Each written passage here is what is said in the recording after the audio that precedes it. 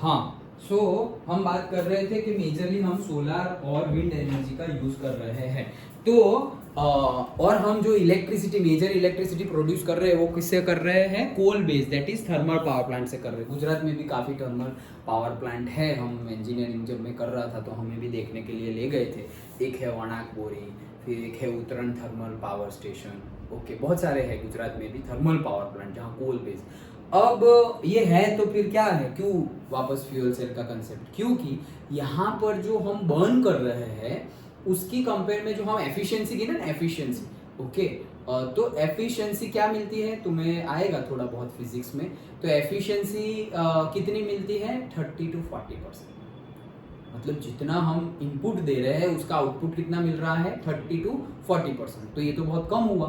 Okay, तो यहाँ पे क्यों ऐसा हो रहा है? और यहाँ पे जो एग्जॉस्ट गैस है, मतलब यहाँ पे जो वेस्टेज है वो भी कैसा है? एग्जॉस्ट गैस जलाओगे तुम तो exhaust gases CO2, COX, NOx, SOx सब कुछ बनेगा। X मतलब वहाँ पे NO2, NO3, okay, CO2, CO3, CO, okay, carbon monoxide, carbon dioxide, sulphur dioxide, sulphur trioxide, बहुत कुछ बनता है जो हैजार्डियस है। ओके, एनवायरनमेंट के लिए भी हमारे लिए भी अच्छा नहीं है, फिर भी हम यूज करते हैं क्योंकि हमारे पास वो रिसोर्स ज़्यादा है। ओके, तो और लेकिन एफिशिएंसी कम है। तो एक साइंटिस्ट आया और उसने बोला कि भाई ये 2 स्टेज में कर रहे हो ना, पहले तो इससे पानी गर्म करो तो स्टीम बनेगी और फिर स्टीम से टरबाइन घुमाओ। कुछ ऐसा करो ना कि डायरेक्टली एक ही बार जलाओ और डायरेक्टली इलेक्ट्रिसिटी प्रोड्यूस हो जाए। ये 2 स्टेप में भी बहुत ज़्यादा वेस्टेज होता है इलेक्ट्रिकल एनर्जी का, और वहाँ पे आवाज़ भी बहुत आती है, स्टीम बहुत ज़्यादा आवाज़ करती है। You can not even stay there. Okay, जब हम देखने गए थे हमें पर्टिकुलरली ईयर प्लग दिए जाते हैं, तो तुम ऐसे ईयर प्लग लगाओ और फिर भी यहाँ से पाइपलाइन जा रही है जिसके अंदर से स्टीम जा रही है, तभी तुम यहाँ खड़े रह सकते हो। बहुत ज़ोर से आवाज़ करती है, बहुत ज़ोर। यू कैन नॉट, मतलब तुम अगर एक पूरा दिन वो ईयर प्लग के बगैर वहाँ पे तुम बिताओ तो तुम्हें लगेगा कि यू आर डेफ, मतलब गए, तुम्हारे कान गए, ऐसा लगेगा, फील होगा इतना ज़्यादा। Okay, stressful. और अगर कहीं पर लीकेज भी है तो वो तो इतना ज़ोर से आवाज़ करेगी, बहुत ज़्यादा नॉइज़ी, क्योंकि स्टीम है ना, प्रेशर भी हाई और टेम्परेचर भी हाई। ओके, तो बहुत, क्योंकि उसको हाई टेम्परेचर पे क्या होता है, उसको एक्सपांड करना है अपना वॉल्यूम। जैसे जैसे हम टेम्परेचर इंक्रीज करते हैं तो क्या होता है, वॉल्यूम क्या होता है, एक्सपांड होता है, और हम उसको छोटी पाइप में से ही पास करने वाले हैं, तो फटने के चांसेस है। ओके, सो कहने का मीनिंग ये है कि एफिशिएंसी भी कम है, जो एग्जॉस्ट प्रोडक्ट है वो भी अच्छा नहीं है एनवायरनमेंट के लिए, ह्यूमंस के लिए। तो फिर एक नया कंसेप्ट सोचा, दैट इज फ्यूअल सेल्स, जिसकी efficiency 70 to 75% we can expect. वैसे तो 100% ही हम एक्सपेक्ट कर सकते हैं, लेकिन फिर भी ऑपरेशनल जो है वहाँ पे हमें 70 to 75 एफिशिएंसी तो मिल रही है, तो इसकी कंपेयर में तो बहुत अच्छा है। ओके, थर्मल पावर प्लांट की कंपेयर में तो बहुत अच्छा है। सो दैट्स वाई ये कंसेप्ट आया, समझ में आया। चलो अब देखते हैं, बहुत बढ़िया है फ्यूअल सेल का concept. Production of electricity by the thermal plants is not a very efficient method and is a major source of pollution. In such plants, the chemical energy, that is heat of combustion of fossil fuels, coal, gas, oil, is first used for converting water into higher pressure steam. ये सब हमें पता ही है. Okay. This is then used to run a turbine to produce electricity. We know that a galvanic, हाँ चलो अब बात आई. We know that a galvanic cell directly converts chemical energy into electrical energy. Oxidation, reduction, red oxidation हो रही है और electricity मिल रही है, एक ही स्टेप में, बीच में कुछ है नहीं. एंड इज हाईली एफिशिएंट, कि भाई एक ही स्टेप है तो एफिशिएंसी भी क्या है, अच्छी है. ओके, हाईली एफिशिएंट है. It is now possible to make such cells in which reactants are fed continuously to the electrodes. मतलब कंटिन्यूअसली हम रिएक्टेंट्स देते ही रहे और कंटिन्यूअसली प्रोडक्ट मिलती ही रहे, ऐसा कुछ ढूंढते हैं. Products are removed continuously from the electrolyte compartment. So galvanic cells that are designed to convert the energy of the combustion of fuels, like मतलब ऐसे गैल्वेनिक सेल जिसको डिजाइन किया गया है जिसमें हम कंबशन तो करेंगे. फ्यूअल सेल्स, फ्यूअल मतलब क्या, जो जलेगा उसको फ्यूअल बोलते हैं. जो कंबस्टिबल हो, जिसको कंबशन किया जा सके, उसी को हम फ्यूअल बोलते हैं. तो सेल हमारा जो गैल्वेनिक सेल और फ्यूअल दोनों को क्या कर दिया हमने, मिक्स कर दिया. ओके, तो वो पर्टिकुलर डिजाइन है. तो हाइड्रोजन को हम कंबशन कर सकते हैं, मीथेन को, मिथेनॉल को, etcetera, directly into the electrical energy are called fuel cells. Understood. तो गैल्वेनिक सेल को हमने ऐसे डिजाइन किया जिसमें fuel like hydrogen, methane, methanol, उसको बर्न करके एक ही स्टेप में डायरेक्टली हमें क्या मिल रही है, इलेक्ट्रिकल एनर्जी। वैसे ही सेल को क्या बोलते हैं, फ्यूअल सेल्स। और इसमें सबसे ज्यादा यूज क्या होता है, हाइड्रोजन। ओके सो और हाइड्रोजन तो ऐसे ही तुम उठाते ही रहो ओके एनवायरनमेंट में से, तो अच्छी बात तो है। और उसकी जो कैलोरीफिक वैल्यू है ना CV, ओके, वो भी बहुत हाई है, बहुत बढ़िया फ्यूअल है। But at the same time यहाँ पर इस केस में हमें सिर्फ हाइड्रोजन नहीं देना है, हमें इनपुट के तौर पर ऑक्सीजन भी देना है। ऑक्सीजन हमारे लिए ही कम पड़ रहा है ऑक्सीजन हमारे लिए ही कम पड़ रहा है, तो यहाँ पर हम वापस ऑक्सीजन देंगे। ओके, और हम तो पेड़ काटने में लगे हुए हैं, तो ये सब कॉम्प्लेक्सिटी है। चलो देखते हैं। So one of the most successful fuel cells uses the reaction of hydrogen with the oxygen to form water. तो ये यहाँ पर फ्यूअल सेल्स दिखाया गया है। अंडरस्टूड, एकदम सिंपल। एक कंटेनर है, यहाँ से हाइड्रोजन जा रहा है, यहाँ से ऑक्सीजन जा रहा है, और बीच में से यहाँ पे एक्वियस क्या है, इलेक्ट्रोलाइट है। क्या है, एक्वियस इलेक्ट्रोलाइट है। सपोज NaOH का सॉल्यूशन भरा जाता है, उसके अंदर फिल किया जाता है, मतलब उसमें पानी के आयंस तो है ही। ओके, मतलब वाटर के आयंस है, तो एक्वियस इलेक्ट्रोलाइट बीच में है, और ये एग्जॉस्ट में हमें क्या मिलता है, H2O। चलो तो देखते हैं। The cell was used for providing electrical power in the Apollo space programme, जैसे हमने पहले भी डिस्कस किया। The water vapors produced during the reaction were condensed and added to the drinking water supply for the astronauts. Use किया था actual practice में। In the cell, hydrogen and oxygen are bubbled through porous carbon electrodes into centered aqueous sodium hydroxide solution. Done? देखो समझो, मैं पहले बताता हूँ क्या हो रहा है। ये जो है ना, वो एक मेम्ब्रेन टाइप स्ट्रक्चर है, बोला ना पोरस। पोरस मतलब क्या, जिसके अंदर छोटे छोटे होल्स होंगे वो। ओके, तो मेम्ब्रेन टाइप स्ट्रक्चर है, और वो किससे बना हुआ है, प्लेटिनम के पाउडर से बना हुआ है। किसका, प्लेटिनम का पाउडर, वो यहाँ है। डन? वो एनोड है। क्या है, एनोड पे क्या होगा, रिडक्शन या ऑक्सीडेशन? एनोड पे ऑक्सीडेशन होगा, ऑक्सीडेशन होगा। Zn में से Zn+2 बनेगा, ऑक्सीडेशन। ओके, और कैथोड पे रिडक्शन होगा। तो कैथोड पे ये जो है वो भी प्लेटिनम पाउडर ही है, लेकिन साथ साथ में क्या है, कार्बन भी है। सो कार्बन एंड प्लेटिनम का पाउडर है। डन? बीच में क्या भरा हुआ है, इलेक्ट्रोलाइट। तो ये इलेक्ट्रोलाइट क्या है, इलेक्ट्रोलाइट सोडियम हाइड्रोक्साइड का सॉल्यूशन। डन हो गया, यहां से हाइड्रोजन, वहां से ऑक्सीजन। ओके चलो। So in the cell hydrogen and oxygen are bubbled through the porous carbon electrodes, दोनों कार्बन के electrodes, okay, into the concentrated aqueous sodium hydroxide solution. Catalyst like finely divided platinum or palladium metal are incorporated into the electrodes for increasing the rate of electrode reactions. जैसे मैंने बताया, सिर्फ carbon नहीं होते, इसलिए मैंने पहले ही बता दिया, प्लेटिनम एंड कार्बन। ओके, क्यों? क्योंकि वो कैटालिस्ट है, तो रिएक्शन भी फास्ट करेंगे, increasing the rate of electrode reaction. के इलेक्ट्रोड पे जो रिएक्शन होगी वो क्या होगी, फटाफट होगी। ओके, क्योंकि जो कार्बन है उसके कंपेयर में प्लेटिनम क्या है, उसकी कंपेयर में बोल रहा हूँ। वैसे तो दोनों के दोनों हम कैसे लेते हैं, नॉन रिएक्टिव इलेक्ट्रोड्स। हमने देखा था ना प्रोडक्ट्स ऑफ इलेक्ट्रोलाइसिस में कि भाई किस किस की इफेक्ट होती है। तो सॉल्वेंट के नेचर की भी इफेक्ट होती है, मतलब इलेक्ट्रोलाइट की भी नेचर की भी इफेक्ट होती है। At the same time electrodes तुमने क्या लिया है, उसकी भी इफेक्ट होती है।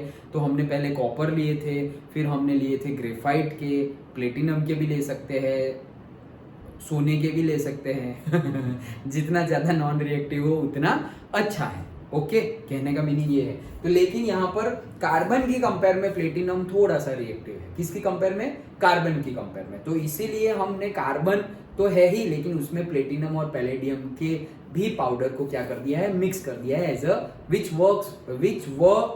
Will work as a catalyst. Done? Okay चलो। So the electrode reactions are given below. Electrode reactions given है।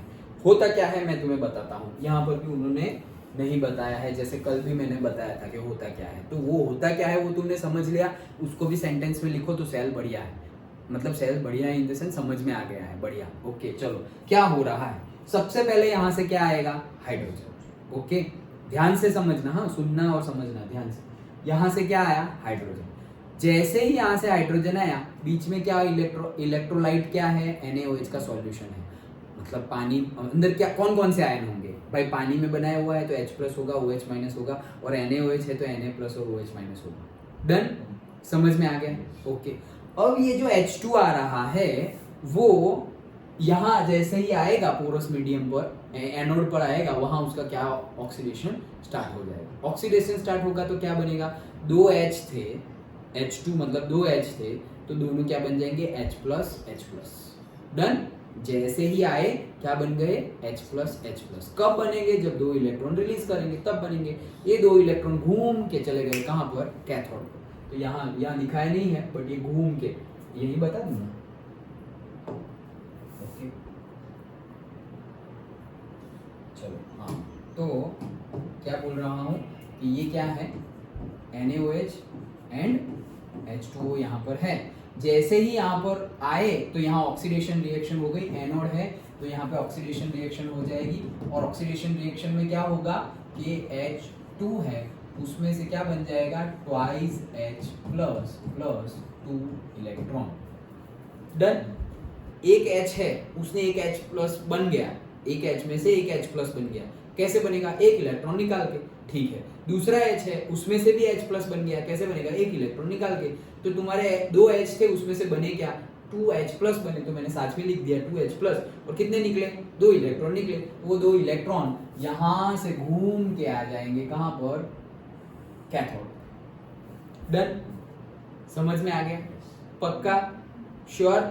अच्छा, अब यहाँ क्या हुआ, ये जो 2H प्लस है वो इसके अंदर से 2H प्लस है ना, 2H प्लस है, तो वो यहां से क्या उठा लेगा, OH माइनस।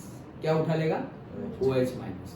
2H प्लस है, 2 OH माइनस उठाएगा। कितने, 2 OH माइनस उठाएगा। सो देखो, एक H प्लस, दूसरा H प्लस, एक OH माइनस, दूसरा OH माइनस उठा लिया। ये दोनों मिलके क्या कर दिए, ट्वाइस मॉलिक्यूल ऑफ H2O बन गया। H प्लस OH माइनस बन गया एक मॉलिक्यूल ऑफ वाटर, दूसरा H प्लस OH माइनस बन गया दूसरा मॉलिक्यूल ऑफ वाटर, मिल गया, ट्वाइस H2O मिल गया। Done, okay. अब यहां आ जाओ, ये 2 इलेक्ट्रॉन है, वो 2 इलेक्ट्रॉन किसने ले लिए, ऑक्सीजन ने ले लिए। डन। तो अगर हम लिखे कि सपोज हाफ O2 और उसने ले लिए कितने, 2 इलेक्ट्रॉन्स उसने ले लिए, तो वो कन्वर्ट किस में हो जाएगा, वो कन्वर्ट हो जाएगा, वो 2 इलेक्ट्रॉन लिए ना, गेन किए, तो -2 होंगे। वो तो एलिमेंटल स्टेट में था, तो -2, 2 इलेक्ट्रॉन ले लिए उसने ऑक्सीजन ने, तो कौन से स्टेट में आ गया, -2। अंडरस्टूड। ये O-2 बन गया। अब यहाँ पर क्या है, देखो यहाँ पे 2 मॉलिक्यूल्स ऑफ H2 है, उसमें से सपोज हम समझ लो कि एक H2O हमने यहाँ पर ले लिया। 2 मॉलिक्यूल बने थे H2O के, उसमें से हमने एक ले लिया। एक में क्या होगा, H प्लस OH माइनस, ऐसा ही होगा। Done, okay. ये एक H प्लस है और ये क्या है, O-2, ये दोनों इकट्ठा हो जाएंगे, ये दोनों इकट्ठा हो गए, H plus and O minus 2 है, O माइनस क्या है, 2, ये दोनों इकट्ठा होंगे तो क्या बनेगा, एक O और H बना, तो H प्लस था, O माइनस था, लेकिन होता -2 था, तो यहाँ पे OH माइनस बनेगा। समझ में आया, एक H प्लस, उसके साथ प्लस के साथ एक प्लस हो तो एक माइनस चाहिए, एक प्लस है लेकिन यहाँ तो -2 है, तो OH तो जुड़ गए लेकिन साथ साथ में एक माइनस बच गया, वो लिख दिया OH माइनस। डन, पक्का समझ में आया। अब ये क्या बन गया है, OH माइनस, और यहां पर भी क्या बन गया है, OH माइनस। तो मतलब तुम्हारे पास क्या है, 2 OH माइनस आ गए, ये एक OH माइनस जो यहां से बना, और यहां का तो एक बाकी रह गया ना, तो कितने बने तुम्हारे पास, 2 OH माइनस। यही 2 OH माइनस हाइड्रोजन ने लिए थे स्टार्टिंग में, हाइड्रोजन ने 2 OH माइनस लिए थे, हमने बोला ना 2 OH माइनस ये रहे, ये कहां से आए, यहीं से आए थे। समझ में आया, हाइड्रोजन ने 2 OH माइनस लिए थे, तो कहां से लिए थे, ये जो बना ना, ये टोटल तुम्हारे पास कितने आ गए, ट्वाइस OH माइनस आ गए, वो ट्वाइस OH माइनस इसने लिए थे। मतलब अगर हमने सॉल्यूशन में से 2 OH माइनस निकाल लिए तो यहां से सॉल्यूशन में वापस 2 OH माइनस आ गए, बैलेंस हो गया। लेकिन बैलेंस नहीं हुआ है, क्यों बैलेंस नहीं हुआ? क्योंकि यहाँ प्रोड्यूस कितने हुए थे? ट्वाइस H2O, और उसमें से हमने यूज कितना किया? सिर्फ एक H2O। एक H2O बच गया ना, वही एक H2O बाहर निकल रहा है। अंडरस्टूड? पक्का समझे? ये तुम सेंटेंस में लिखोगे और सही में वो इवेल्युएटर ने समझ लिया तो ऐसे ही मार्क्स दे देगा। ओके, क्योंकि ये बुक में भी गिवन नहीं है। देखो क्या हो रहा है एक्चुअली, क्या होगा कैथोड पे, क्या होगा एनोड पे, क्या होगा। अरे रट्टा थोड़ी मारना है। अभी हमने देखा एनोड पे क्या होता है? ऑक्सीडेशन। ऑक्सीडेशन मतलब क्या? इलेक्ट्रॉन लूज करेगा। तो ट्वाइस H प्लस में ट्वाइस मतलब H2 में से क्या बन जाएगा? Twice H plus. तो फिर याद नहीं रखना है, H2 में से क्या बन जाएगा? वो H प्लस। मतलब ये तो डायरेक्ट रिएक्शन है, वो बन जाएगा क्या? H plus. फिर वो H प्लस यहाँ पे पानी बना देगा। ओके, ये रहा पानी बन गया ना। देखो H2 में से ट्वाइस H2O मिल रहा है। H2 में से, सिर्फ H2 में से ट्वाइस H2O बनाया हमने, लेकिन यहाँ पर ट्वाइस H2 लिया हुआ है, तो फिर 4H2O बन गया। देखो, अंडरस्टूड? ओके, तो वही है। फिर से एक बार बताता हूँ, अच्छे से समझो। सबसे पहले क्या हुआ? H2 आया, H2 आया और जैसे ही एनोड पे आया उसका ऑक्सीडेशन हो गया। ऑक्सीडेशन हो गया मतलब क्या? OH माइनस उसने लिए, OH माइनस इलेक्ट्रोलाइट में से ले लिए। तो इलेक्ट्रोलाइट में से यहाँ पर दो H है, एक H और दूसरा H, दो H है और दोनों ने एक एक इलेक्ट्रॉन घुमा दिया। तो ये H में से बन गया H प्लस, ये भी H में से बन गया H प्लस। डन। दो इलेक्ट्रॉन निकले, वो दो इलेक्ट्रॉन घूम के कैथोड पे आ गए। उसका करते हैं। अब यहाँ पर कौन बाकी बचे हैं? H प्लस, लेकिन कितने हैं वो? दो। तो हमने दो OH माइनस इलेक्ट्रोलाइट में से लिए, तो दो OH माइनस इलेक्ट्रोलाइट में से लिए और एनोड पे हमारे पास क्या है? दो H प्लस है। मतलब टोटल हुआ क्या? H प्लस OH माइनस मतलब H2O, H plus OH minus मतलब क्या? H2O। मतलब हमारा बन गया क्या? ट्वाइस H2O बन गया। ये ट्वाइस H2O है अंदर वापस। ओके, एक्स्ट्रा बना वो है। ओके, ट्वाइस H2O है। अब ये जो दो इलेक्ट्रॉन आए वो ऑक्सीजन ने ले लिए। हम यहाँ से ऑक्सीजन ने ले लिए, मतलब हम यहाँ से ऑक्सीजन सप्लाई कर रहे हैं, तो वहां ऑक्सीजन ने ले लिए। अब ऑक्सीजन ने ले लिए तो ऑक्सीजन ने दो इलेक्ट्रॉन लिए, तो क्या हो जाएगा? -2। तो O-2 आ गया। अब ये जो दो H2O बने थे उसमें से मान लो कि एक H2O हमने यूज करने वाले हैं, तो एक H2O में क्या होता है? H प्लस और OH माइनस। ये H प्लस और ये O-2 एक दूसरे के साथ रिएक्ट करके क्या बना देंगे? OH minus. और यहाँ का OH माइनस तो बाकी ही है, तो यहाँ पे टोटल कितने हो गए? दो OH माइनस हो गए। हमने स्टार्टिंग में इलेक्ट्रोलाइट में से दो OH माइनस निकाले थे, ये दो OH माइनस हमने वापस दे दिए। तो हमने इलेक्ट्रोलाइट तो कम होगा ही नहीं, क्योंकि इलेक्ट्रोलाइट में से तुमने दो OH माइनस निकाले, उसमें वापस दो OH माइनस डाल दिए, तो इलेक्ट्रोलाइट की क्वांटिटी कम होने वाली नहीं है और ना ही कॉन्सेंट्रेशन कम होने वाला है। Quantity in the sense dilute और कॉन्सेंट्रेशन भी होने वाला नहीं। डन। जैसा था वैसा ही हो जाएगा। लेकिन हमने तो यहाँ पे दो H2O मिले थे, हमें बने कितने थे? Twice H2O। उसमें से यूज कितना किया? सिर्फ 1 H2O। वो जो 1 H2O एक्स्ट्रा है ना, वही हमारा क्या है? वेस्ट बोलेंगे इन दिस केस, वेस्ट। लेकिन ये वेस्ट नहीं है। ओके, ये वेस्ट नहीं है, ये तो वेस्ट में से बेस्ट है, पानी मिल रहा है हमें। ओके, तो ये गैसियस फॉर्म में मिलता है और उसको फिर कंडेंस करके, मतलब ठंडा करके, उसका टेम्परेचर प्रेशर को कम करके वो लिक्विड में आ जाएगा और वही पानी तुम पी सकते हो। सर ये इसको H2O और ऑक्सीजन में अलग अलग नहीं कर सकते? मतलब कैसे? H2O को जो वाटर निकलेगा, ये एक्स्ट्रा निकलेगा, एक्स्ट्रा हाँ, उसको ऑक्सीजन में और हाइड्रोजन में अलग अलग नहीं कर सकते? कर सकते हैं, अगर उसका इलेक्ट्रोलाइसिस करो तो कर सकते हैं। तो ऑक्सीजन भी वैसा का वैसा ही रहेगा ना फिर एटमॉस्फेयर में? मतलब क्या? नहीं होगी ना फिर?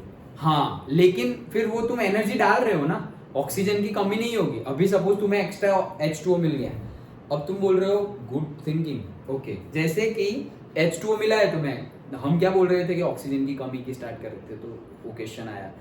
H2O तुम्हारा एक्स्ट्रा मिला, अब वो बोल रहे हैं कि H2O का इलेक्ट्रोलाइसिस हो सकता है। जैसे हमने अब तक कितने सारे इलेक्ट्रोलाइसिस किए, CuSO4 का, ZnSO, सबका इलेक्ट्रोलाइसिस किया। वैसे H2O का इलेक्ट्रोलाइसिस करेंगे तो क्या बनेगा? H plus NOH minus.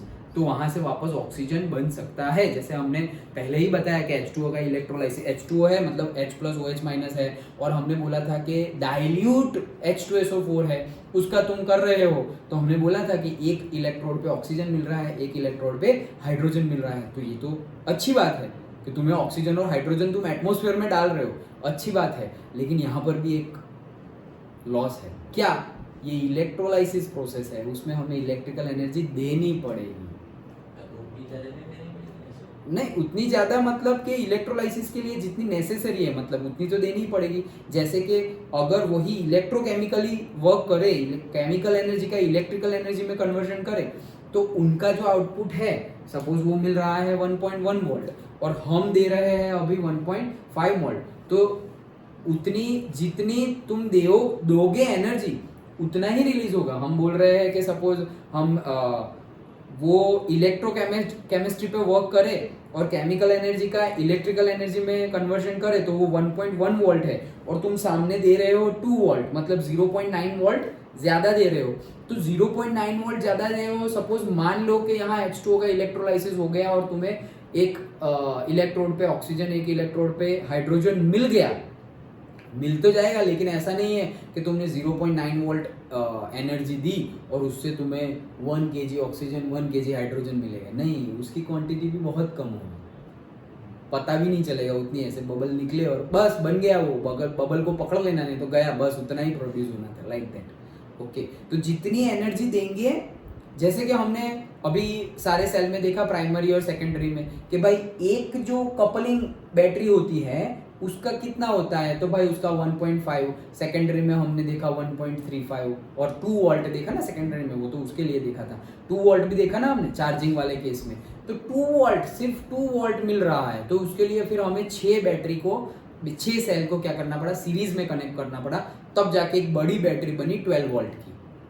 Done. तो ये जो प्रोड्यूस भी होगा ये तो हम ले रहे हैं, लेकिन अगर हम दे भी रहे, ओके, तो जितना दे रहे हैं हम उसके अकॉर्डिंगली ही हमें मतलब प्रोडक्ट मिलेगी। जैसे कि कॉपर मेटल मिल रही है तो हम ऐसा नहीं है कि हाँ प्योर कॉपर मिल रहा है तो करते ही रहो, इलेक्ट्रोलाइसिस प्रोसेस करते ही रहो, तो इम्प्योर कॉपर में से प्योर कॉपर मिल रहा है, लेकिन उसके लिए तुम्हारे पास इम्प्योर कॉपर भी होना चाहिए, और इम्प्योर कॉपर में से कॉपर मिलेगा तो जरूरी नहीं है 1 kg सपोज इम्प्योर कॉपर है तो शायद तुम्हें 100 ग्राम प्योर कॉपर मिले, 900 ग्राम तो वेस्ट ही हो, कि इम्प्योरिटीज में जनरली इम्प्योरिटीज ही ज्यादा होती है।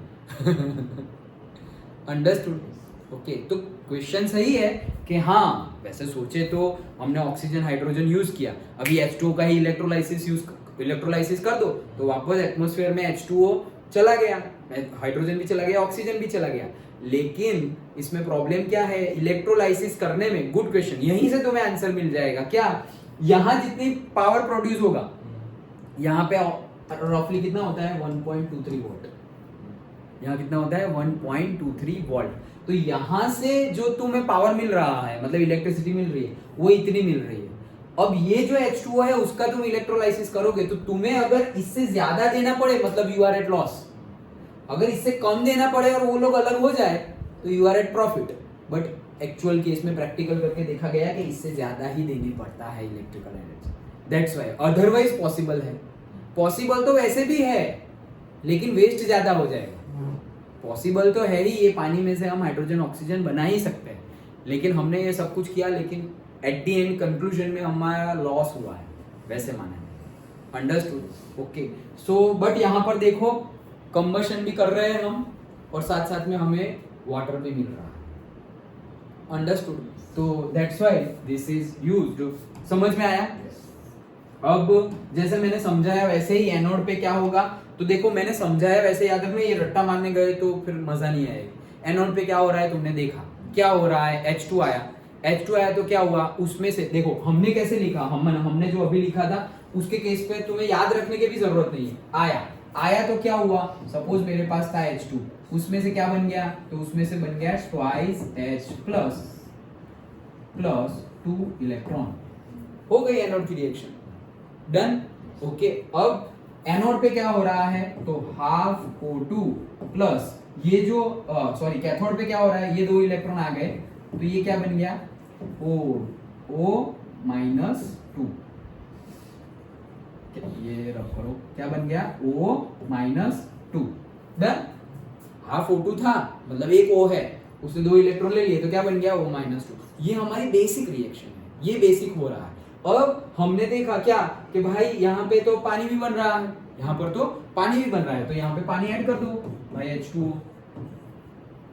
फिर हमने बोला भाई ये जो हो रहा है कैथोड पे पानी के आयन में से यहाँ पर H+ यूज हो रहा है और OH बन रहा है, तो यहाँ पर भी पानी ऐड कर दो। तो यहाँ पर पानी ऐड, वहां से जो बना वही यहाँ पर यूज कर लिया। तो यहाँ पर तुम्हारा जो यहाँ से भी ये भी इकट्ठा होके क्या कर देगा, OH- बनाएगा ना। तो O-2 तो हमने लिख दिया है, लेकिन हम यहाँ पे वैसे क्या लिखेंगे, ये O-2 तो हमारे समझने के लिए था, तो हम क्या लिखेंगे यहाँ पर OH-, और यहाँ पर भी हमें प्रोडक्ट में क्या मिल रहा है, H2O।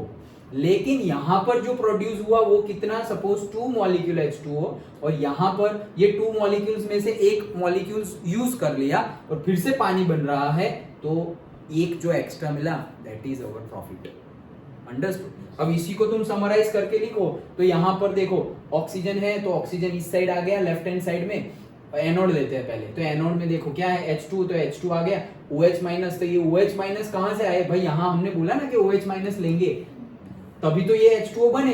ये H2O कब बने, जब OH- हमने बोला ना सबसे पहले स्टार्टिंग में आ रहे, तो H+ दो बन गए, और वो जो 2 इलेक्ट्रॉन तो चले गए, ये जो 2 H+ है उसने 2 OH- कहां से ले लिए, इलेक्ट्रोलाइट में से ले लिए, तभी तो 2H2O बना। तो 2H2O बना, तो यहाँ लिखा क्या है, 2OH- इसने गेन किए, तो आ गए 2OH-। यहाँ पर तो वापस बैलेंस किया है, तो ट्वाइस H2 लिया है, ओके। लेकिन हमने सिर्फ H2 के लिए बताया था, तो एक H2 लोगे तो 2OH- है, तो 2 H2 लोगे तो 4 OH-, ऑब्वियस है, ओके। वो ले लिया, और यहाँ पे बन क्या गया, अगर तुम 2 OH- ले रहे हो तो ट्वाइस H2O बनता, तो अभी तो तुम 4 OH- ले रहे हो तो 4 H2O बनेगा, एज सिंपल एज दैट।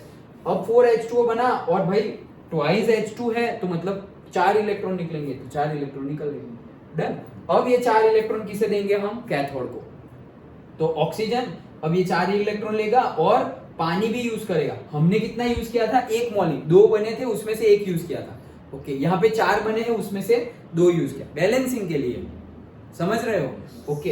अब ये H2O लिया, उसमें से क्या बन गया वापस, 4 OH-। हमारे कितने बने हैं, 2 OH-, और वही 2 OH- हमने स्टार्टिंग में एनोड को दे दिए थे, मतलब H2 को दे दिए थे 2 OH-, मतलब इलेक्ट्रोलाइट में से 2 OH- लिए थे, इलेक्ट्रोलाइट में वापस 2 OH- डाल दिए, बात खत्म।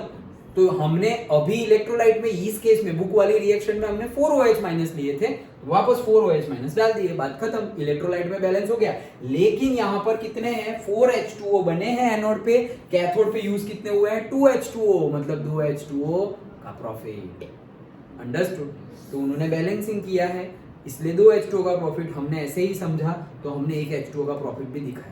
वो तो सिंपल केस है, बैलेंसिंग करोगे तो जो आता है लिख सकते हो। इसकी जगह तो मैं ऐसा भी लिख सकता हूँ, भाई पूरे इक्वेशन को 3 से मल्टीप्लाई कर लो तो ज्यादा मिलेगा भाई। तो यहाँ पे तुम 6 H2O लोगे, यहाँ पर तुम 12 OH- लोगे, यहाँ पर तुम्हें 12 H2O मिलेगा, और यहाँ पर तुम्हें 12 इलेक्ट्रॉन मिलेंगे। पूरे इक्वेशन को 3 से मल्टीप्लाई कर दिया तो भाई 12 H2O मिल रहे ले, डन, ओके। वो तो हमारी मर्जी, समझ में आया। तुम कितने मॉलिक्यूल्स ले रहे हो, हाइड्रोजन कितना दे रहे हो, ऑक्सीजन कितना दे रहे हो, वो तो हमारे ऊपर है ना भाई। भाई नॉब को थोड़ा बहुत कम देना है भाई, तो बहुत कम दो, बहुत ज्यादा देना है नॉब खोल दो पूरा, तो ज्यादा चला जाएगा, अंडरस्टूड, समझ में आया। सो समझना ही इंपॉर्टेंट है। अब तुम लिख सकते हो ये, ओके। ओवरऑल रिएक्शन देखो, H2O2 और ट्वाइस H2O बन गया, ये एक्स्ट्रा H2O मिला है हमें, okay. The cell runs continuously as long as the reactants are supplied. जब तक तुम रिएक्टेंट सप्लाई करते रहोगे चलता ही जाएगा, चलता ही जाएगा। अरे वाह क्या बात है, okay. Fuel cells produce electricity with an efficiency of about 70% compared to the thermal plants whose efficiency is only about 40%. तो 30 to 40% efficiency होती है थर्मल पावर प्लांट की, और 70-75% efficiency फ्यूल सेल्स की है। तो भाई बेटर है यहाँ ही करें, लेकिन हमारे पास हाइड्रोजन और ऑक्सीजन को लाओ पहले तो एटमॉस्फेयर में से। एटमॉस्फेयर में तो सब मिक्स है, उसमें से निकालो पर्टिकुलरली ऑक्सीजन, उसमें से निकालो पर्टिकुलरली हाइड्रोजन, और फिर जाके फ्यूल सेल्स यूज करो। यहाँ तो डायरेक्टली कोल मिल रहा है, जलाओ जो होगा देखा जाएगा, वैसा चल रहा है, ओके।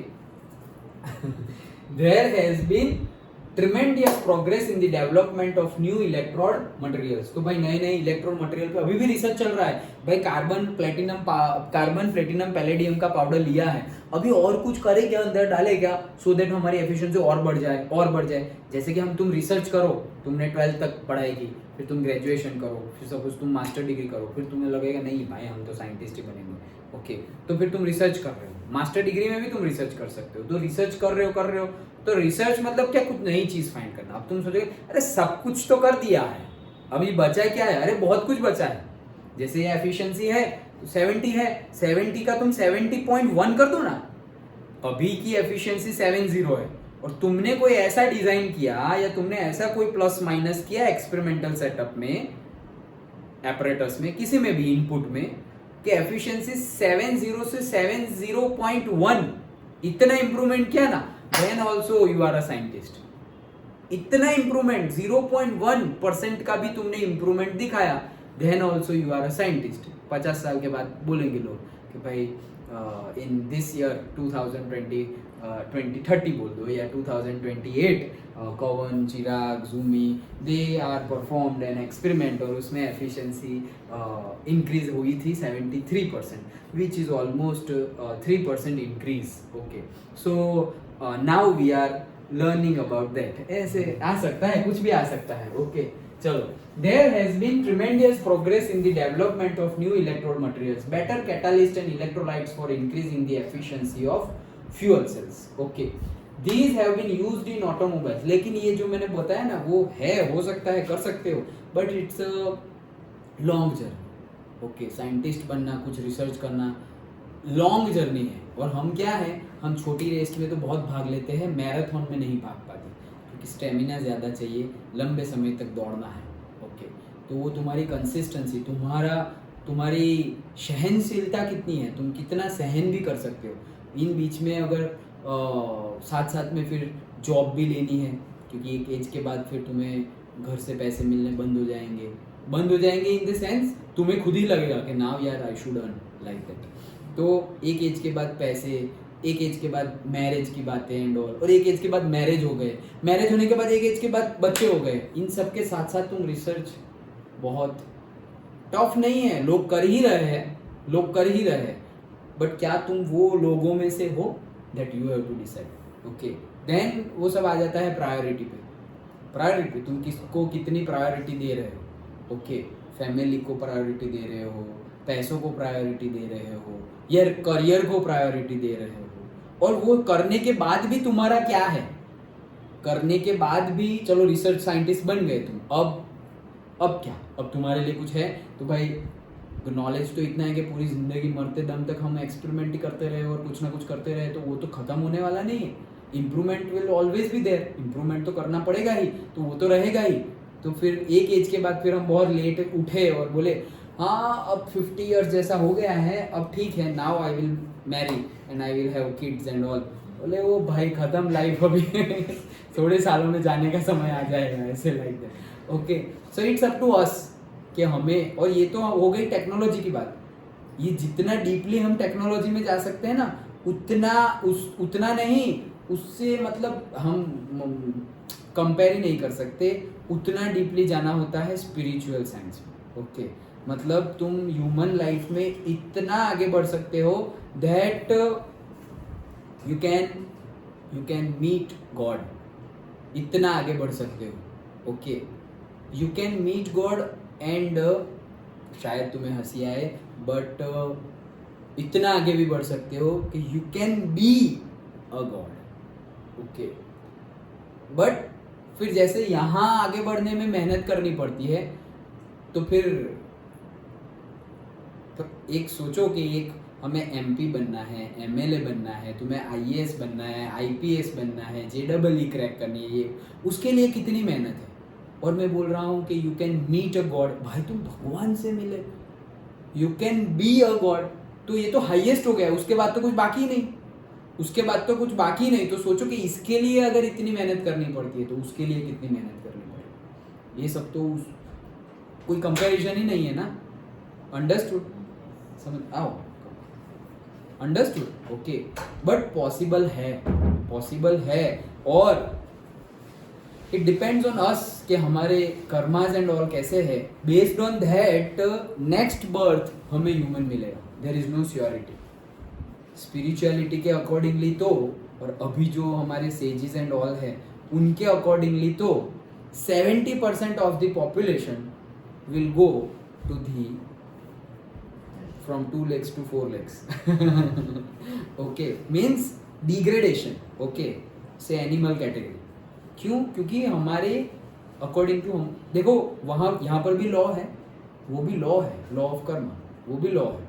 तो जैसा होगा वैसा मिलेगा, ऑब्वियस है. ओके चलो, तो हमारा फिलोसॉफी का क्लास साइंस में तो नहीं होता है, नहीं तो पहले 9-10 में तुम पूछ सको बहुत बड़े बड़े, मतलब शायद कभी कभी ऐसा हो कि पढ़ाई वही ना और वही चलता रहे वैसे होते थे, बट है वो भी, it is a part of life और it is life, it is based on us, हम क्या मानते हैं. अच्छा चलो, सो better catalyst and increasing efficiency, these have been used in automobiles on an experimental basis. तो ये fuel cells ऑटोमोबाइल में experimental basis पे यूज हुए हैं, not in India, foreign countries में यूज हुए हैं, आज की डेट में भी यूज होते हैं. और हाइड्रोजन मतलब तो फुल पावर, खतरनाक पावर, पेट्रोल डीजल तो गिनो ही मत तुम उसके सामने. ओके, बट कंसिडरिंग हमें सेफ्टी प्रिकॉशंस बहुत ज़्यादा रखने पड़ते हैं, क्योंकि जैसे मैंने स्टार्टिंग में ही बताया कैलोरीफिक वैल्यू बहुत हाई है, पेट्रोल से भी हाई है. ओके,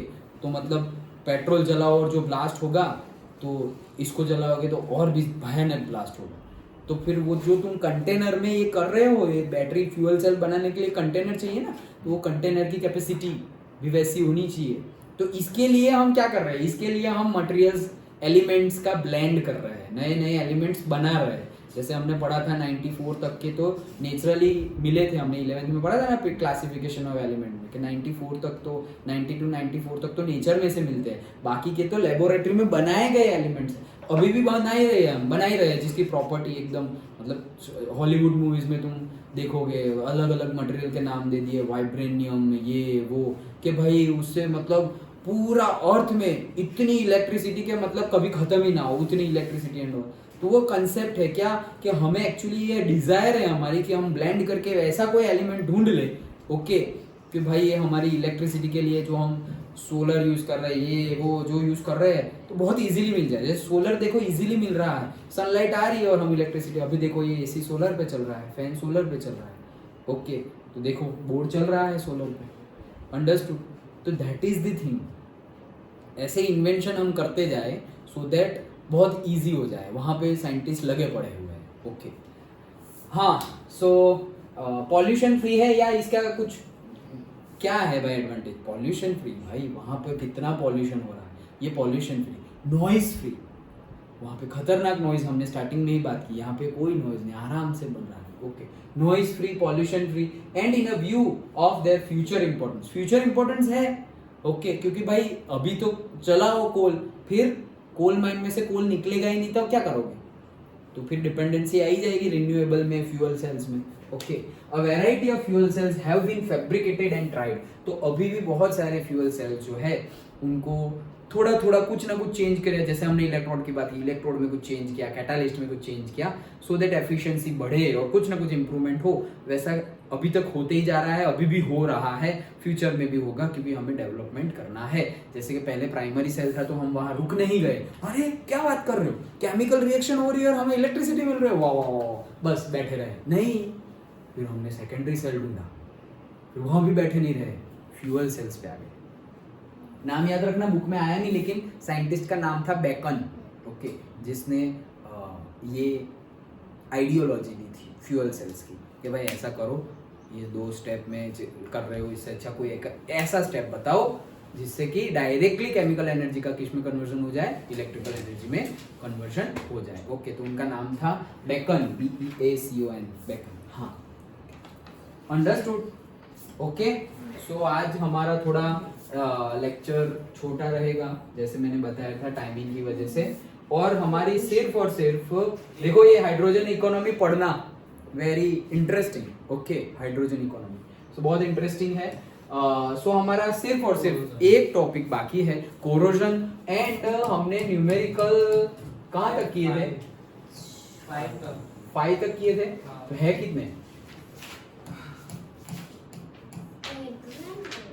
6 यस एक- तो दस। कल हम चैप्टर को कंप्लीट करेंगे 10 है। हाँ हाँ मतलब 5 तक किए थे 5 तक हमने किए थे तो 6 7 ये कितना है 9 है ना 9 तक है अच्छा एक कट है। और ये नहीं है 10th है ना ये रहा ओके सो 10th ओके तो 10th तक ये 10th वाला कौन सी थियरी में है अच्छा वही current and all I is equals to Q by T okay so 10 है 5 हुए हैं तो ये 5 जो बाकी है वो एंड कोरोजन हम कल देख लेंगे सो दैट हमारा चैप्टर कंप्लीट हो जाए अंडरस्टूड Yes. समझ में आ गया Yes. सुबह